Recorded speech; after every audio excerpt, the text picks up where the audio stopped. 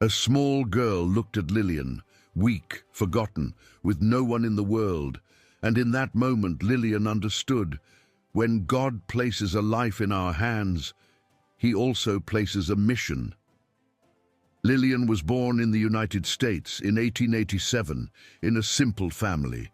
She grew up like any other girl, full of dreams. But inside her, there was a quiet restlessness no one could see. She studied in a Bible school. While other young women dreamed of stability, marriage, and security, Lillian kept repeating a bold prayer. "Lord, use my life, even if it costs me everything." Short pause. She tried journalism. She had plans, opportunities, and even received a marriage proposal. Everything seemed ready for a peaceful life. But then, something happened. During a simple church service, as people prayed for distant nations, Lillian felt something so deep, so undeniable, that she did the impossible. She ended her engagement, left her dreams behind, and surrendered to God's calling. In 1910, at the age of 23, Lillian arrived in Egypt. She didn't speak the language. She had no money, no support, only the conviction that God had brought her there. Not long after, a desperate man knocked on the door, carrying a sick baby girl rejected by her family. Everyone said she would die.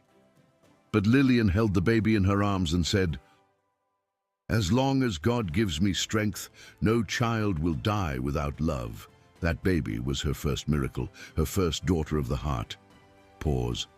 With no food, no helpers, no structure, Lillian began an orphanage with what she had: faith.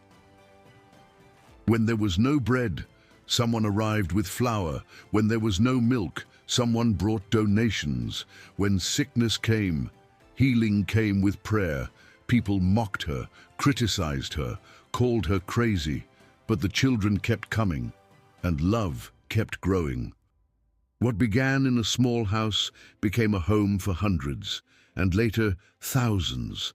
More than 10,000 children found a mother because one woman chose to love without limits. Soft reflection pause.